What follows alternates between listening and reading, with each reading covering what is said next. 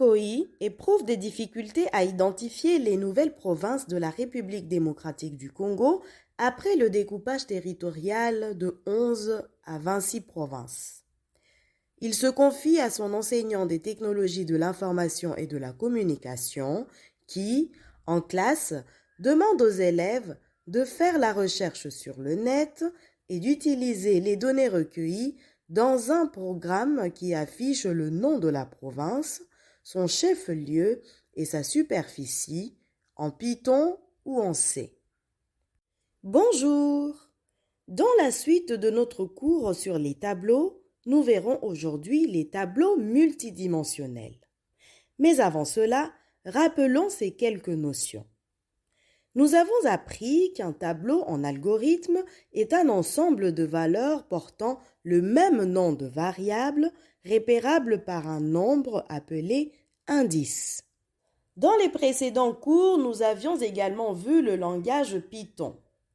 Il s'agit du langage de programmation open source et interprété, c'est-à-dire qui ne nécessite pas d'être compilé pour fonctionner. Un programme interpréteur permet d'exécuter le code Python sur n'importe quel ordinateur. Les principales utilisations de programmation sont la programmation d'applications, la création de services web, la génération de code ainsi que la métaprogrammation. Le langage C, quant à lui, est un langage compilé par opposition au langage interprété. Cela signifie qu'il est décrit par un fichier texte appelé fichier source. Ce fichier n'étant pas exécutable par le microprocesseur, il faut donc le traduire en langage machine. Cette opération est effectuée par un programme appelé compilateur. Si vous avez bonne mémoire, répondez à ces 3 questions.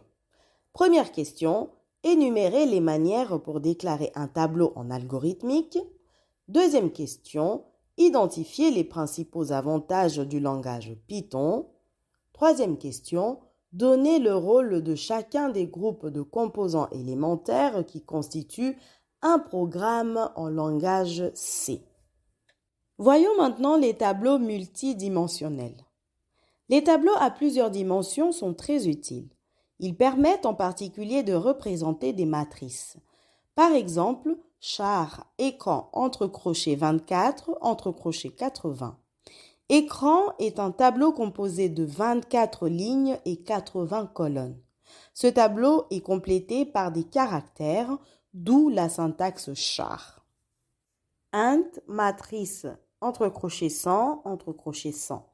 Matrice est un tableau formé de 100 tableaux constitués chacun de 100 entiers. Elle réserve une zone de 100 fois 100 qui est égale à 10 000 entiers. Nous avons encore int matrice entre crochets 10, entre crochets 10, entre crochets 10. Dans ce cas, il s'agit de 10 tableaux, 2 tableaux de 10 fois 10 entiers. Les tableaux à 2 dimensions. Un tableau à 2 dimensions A est à interpréter comme un tableau unidimensionnel de dimension B dont chaque composante est un tableau unidimensionnel de dimension C. On appelle B le nombre de lignes du tableau et C le nombre de colonnes du tableau. Un tableau à 2 dimensions contient B et C comme composantes.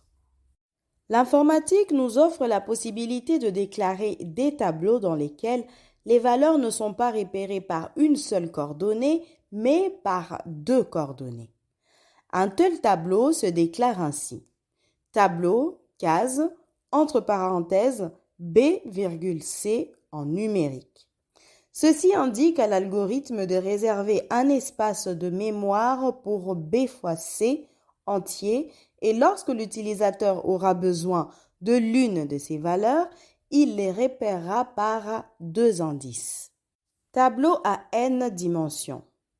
Si vous avez compris le principe des tableaux à 2 dimensions, il n'y aura aucun problème à passer à la manipulation de tableaux à 3, 4 ou n dimensions.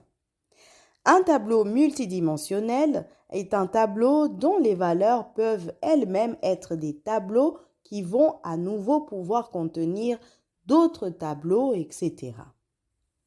Le principe est le même.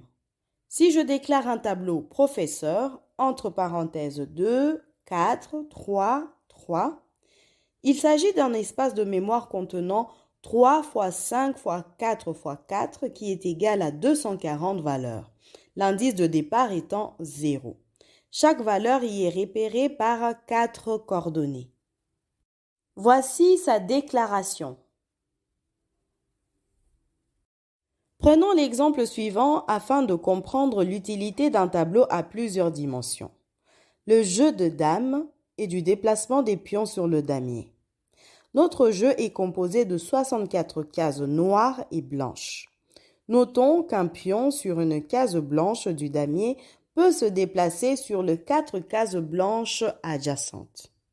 Si l'on modélise le damier sous la forme d'un tableau, alors chaque case représente un emplacement du tableau qui contient par exemple 0 si elle est vide et 1 si il y a un pion.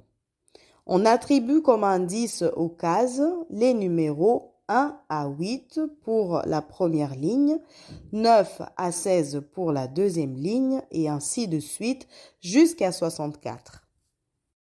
Un pion placé dans la case numéro I, autrement dit la valeur 1 de case I, peut bouger vers les cases proches en diagonale. La case située juste au-dessus de la case numéro I ayant comme indice I-8, les cases valables sont celles d'indice I-7 et I-9. De même, la case située juste en dessous ayant comme indice I plus 8, les cases valables sont celles d'indice I plus 7 et I plus 9 indiquées en jaune. Admettons que la case qui contient le pion est dorénavant case IJ. Les 4 cases disponibles seront alors case I-1, J-1, case I-1, J plus 1, case I plus 1, J-1 et case I plus 1, J plus 1. En conclusion, un tableau possède un nombre maximal d'éléments définis lors de l'écriture de l'algorithme. Ce nombre d'éléments ne peut être fonction d'une variable. En d'autres termes, un tableau est une structure de données constituée d'un nombre fini d'éléments de même type. Un tableau multidimensionnel est un tableau qui va lui-même contenir d'autres tableaux en valeur.